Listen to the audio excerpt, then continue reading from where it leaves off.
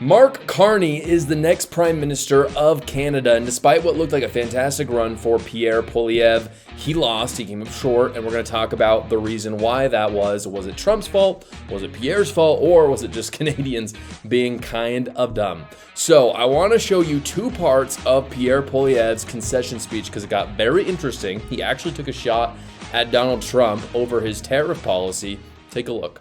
We will always put Canada first as we stare down tariffs and other irresponsible threats from President Trump. Conservatives will work with the Prime Minister and all parties with the common goal of defending Canada's interests and getting a new trade deal that puts these tariffs behind us while protecting our sovereignty and the Canadian people. So even though I'm an American and I support Trump 100%, here is my belief when it comes to candidates like Pierre. He's Canada first. And honestly, I think he should be. The reason why I say that is, again, he shouldn't be America first. He's Canadian. If he's not American, he should not really be America first. Just like our politicians are Israel and Ukraine first, and it sucks. In the same way, I wouldn't expect a good politician in Canada to be America first. And so, am I surprised that he would take a shot at Trump over the tariff policy, even though Trump is also a conservative, or at least in the Conservative Party in America? I'm not surprised. I'm really not. And it does bring up a question, which is, did Donald Trump basically cost Pierre the election? And something a lot of people have talked about. I've talked about it in previous episodes. The argument is this, that basically Trump started calling Canada the 51st state. This was shortly after he was elected. And then he started a trade war with Canada. And he talked about, he put the tariffs up, he took them down, and now they're up again. And so Canadians perceived Poilievre to be more Trump friendly since he's a conservative. And in the past, before this, Poilievre has been pretty friendly with Trump. And so Trump cost Poilievre the prime minister spot because of his rhetoric towards Canada. That's the argument. That's what people are saying. And where I stand on this specifically is pretty simple. I think that the reason that Poilievre lost is because Canada wanted it that way. It's not Pierre's fault necessarily, even though obviously as a candidate you do everything you can to win. It's not Trump's fault. It's Canada's fault. They chose a commie, which is stupid. But at the end of the day, it's Canada's fault. It's not Trump's fault. However, I do have to say this as well. If you look at the data, and you have to believe this, it is impossible to deny this if you look at it. I do believe that if Trump had not said antagonistic things towards Canada, and if he hadn't levied the tariffs on them, I do believe that Poilievre would be the prime minister today. So again, does that make it Trump's fault? I guess, maybe. But at the end of the day, the Canadians voted, and if people are really that stupid that they're going to vote for Mark Carney, that's on them. So again, every time Trump made a Canada 51st joke, Pierre's polls sank. You could see it in the data. That's why I believe that. On January 20th, the day that Donald Trump went into office, Pierre Poilievre's approval rating was higher than any other point. In other words, when Trump basically went up in the polls, so did Pierre. It was undeniable. But every time Trump made a joke, his approval sank. And so again, both things can be true at once. Canadians shouldn't have elected a commie. That's on them. And Trump shouldn't have said those things if he wanted a conservative Canadian prime minister to work with. Maybe he didn't. I don't know why he wouldn't. It seems a lot easier.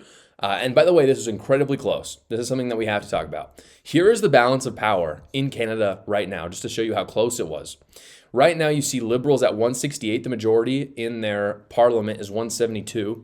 Conservative is 144. And then you have these other smaller parties. The Bloc Québécois is a far left party. The NDP is a New Democrat Party, also far left. Green Party, also far left. So it was actually incredibly close. And what you don't see, what that graph doesn't tell you, is that the popular vote, which is what really matters in Canada, Mark Carney only won by 400,000 votes, which is really, really small, like tiny, teeny weeny. Like again, 400,000, think about it in America. Our elections are fairly close. And I think Trump won by like a few million votes. So it was very, very close. You can actually see on Polymarket this kind of closeness happen in real time. What you see, this is just from this year, you can see it right here. The blue, again, is Pierre. I know it's confusing in America because blue is usually Democrat, but blue is conservative, red is liberal in this case. You can see Pierre has a strong lead. He loses his lead Again, this is people's perception of who's going to win. And then you could see at the very end, it shoots into the middle. You could see people thought, whoa, Pierre actually might pull this out, which is something I talked about on my show yesterday. I thought he was. Again, he got very close. And so you can see in Polymarket how close it was. So again, Pierre came incredibly close. Here is Pierre actually talking about it in his concession speech. To my fellow conservatives, we have much to celebrate tonight. We've gained well over 20 seats. We got the highest share of vote our party has received since 1988. We denied the NDP and Liberals enough seats to form a coalition government, meaning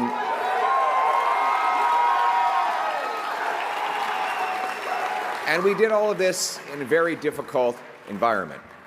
That said, we are cognizant of the fact that we didn't quite get over the finish line yet. So this was a loss for conservatives in Canada. No question. They blew it big time. But it was an improvement for conservatives there overall. This is kind of the shift that they've seen since 2021. What you see is that all these smaller parties at the bottom have basically lost all their juice. The NDP, the New Democrat Party, lost it. The Bloc Québécois and the Green Party lost it. Those are all left-wing parties. The People's Party has also lost it. They're a right-wing party. And what you see is all of those people have essentially transitioned into the Conservative Party, which is up 7.6, and the Liberal Party up by 10.9. So the Conservative Party grew, the Liberal Party grew, and what you're seeing is a two-party system essentially emerging in Canada, similar to the United States. And the other parties that used to exist are kind of irrelevant. We'll see if they come back to irrelevance. So the question then, with all of that, for Americans, since most of the people watching the show are Americans, is why does this matter? Like, why are we even talking about it? Because obviously I talk about American politics. And I've heard a lot of conservatives today talking about how they just don't really care at all about what just happened in Canada. And I have to say, I find that incredibly short-sighted. I really do. Because do we really think that Mark Carney is going to work with Trump better than Pierre would have? That's my question. And again, to me, like my favorite duos in politics right now are Donald Trump and other conservative foreign leaders. So I'm talking about like Bukele from El Salvador or Javier Milei from Argentina, like power couples. Bukele was just in Washington, D.C. Everything he said with Trump is fantastic. They can work together.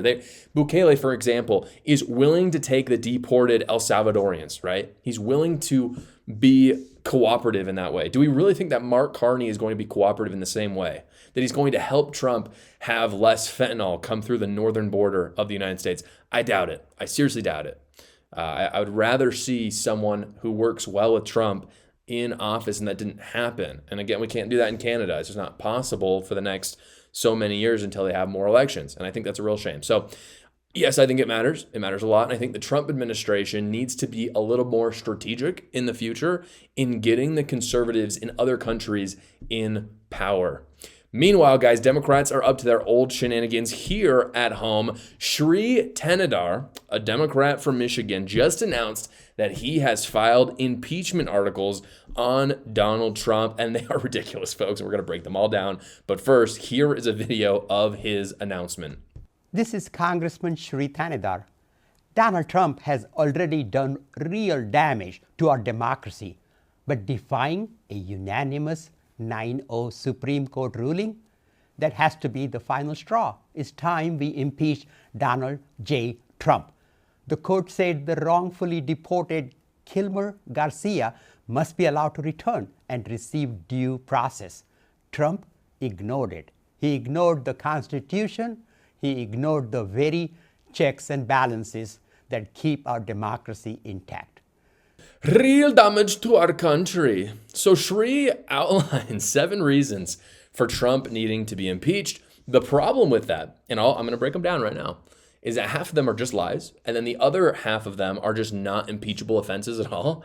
And so people, I kid you not, they're going to laugh in his face. Congress is not going to entertain this for a moment, especially even the Democrats. I mean, really, if there was a Democrat majority right now in Congress, they would not impeach Donald Trump under these articles. And they'll impeach him for like anything, guys. But these are so ridiculous. So with that, the first one is this is what it says: obstruction of justice and abuse of executive power, including denial of due process. unlawful deportations, defiance of court orders, and misuse of the Department of Justice. The problem with this is that this would generally be a civil offense. Like this goes for a lot of what he talks about, is that there's something that someone believes the Trump administration has done incorrectly. Therefore, you would sue the Trump administration. This happens all the time. This is not high crimes and misdemeanors like Hamilton wrote about in the Federalist Papers. It's got to be bribery, treason, high crimes, misdemeanors. That's how you impeach a president. Nothing in there denoted any of that. And so Sri is just straight up just throwing things in. But also, Sri says Trump disobeyed the Supreme Court. And the problem with that is it's not true. The Supreme Court did not say that Trump couldn't deport Abrego Garcia, the guy who went to El Salvador and got deported. What they said, they simply ruled that a district court, because the question really was, does a district court, a smaller court, have the authority or the jurisdiction on deciding this case? And what the Supreme Court said was, yes, they do. They didn't say Trump had to return Abrego Garcia to the United States. They just said the district court is the one that's going to decide it. So again, already Sri has been caught lying. The second one is this. He says, usurpation, I can't even say that word, usurpation, of appropriations power for dismantling congressionally established agencies and impounding federal funds. So this, of course, is Doge. He's saying that it is high crimes and misdemeanors to look at the government and to perform an audit of it and cut fraud and abuse. And what's really crazy about all of that, I mean, that I think that claim on its own is ridiculous. But what's really crazy about the optics of this is how Democrats are going about trying to protect the deep state. And they're doing it in the most open way possible, which is through, articles of impeachment. Sri is saying basically that he thinks one of the biggest reasons a president should be impeached is for trying to dismantle unconstitutional bureaucracies and limit the scope of government. He says that is an impeachable offense. Again, people are going to laugh at this. The third one, he says abuse of trade powers and international aggression, including imposing economically damaging tariffs and threatening military invasion against sovereign nations. This one's very simple. I actually agree that the tariffs are actually unconstitutional. That is very expressly a congressional, a legislature decision. It's not something the president can do. So I think that's just going to get struck down. But again, that's a civil offense. It's not something that's going to be impeachable. It's just simply going to be the Supreme Court is going to look at it, say, actually can't do that. It's going to have to be Congress, and then Congress can do it. The fourth one, violation of First Amendment rights through retaliatory actions against critics, media, and attorneys exercising constitutionally protected speech. Good luck with that one. Really, there's no evidence that I've seen that Donald Trump has jailed people for saying certain things. There's lots of evidence that Democrats have done that. There's no evidence that Donald Trump has done that. Ironically, Sri doesn't. This is kind of what's ironic about that claim, is Sri doesn't like what Trump says about the media or attorneys. And so what he's trying to do is censor Trump. So if anything, Sri should be impeached because he is trying to silence Trump. In any case, I find it very hypocritical. And you see this on the left a lot. They talk about free speech. They talk about how they need to limit someone's speech in order to protect free speech. It doesn't make sense. 5, creation of an unlawful office by establishing Doge and unlawfully empowering Elon Musk, Satan himself, to unilaterally violate the Constitution. Again, not impeachable in the slightest. This isn't going anywhere. The Supreme Court might rule that it's unconstitutional. I don't think they're going to, but not impeachable. 6, bribery and corruption involving dismissing criminal cases, soliciting foreign emoluments, and extortionate settlements for personal and political gain. This one actually is impeachable. This is like the only legitimate one because it's actually what Hamilton says in the Federalist Papers. Bribery.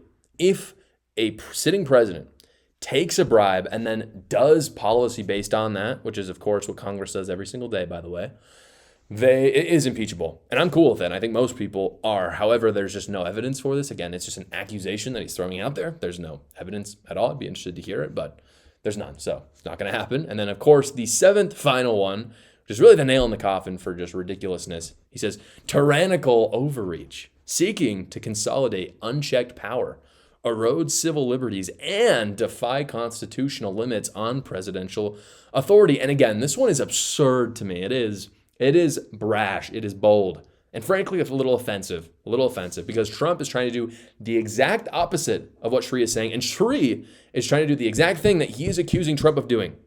The reason, guys, that we have 3-letter agencies in our country is because people in Congress like Sri do not want to be held accountable. That's why it exists. And basically what they did is they made bureaucrats who could not be elected or unelected.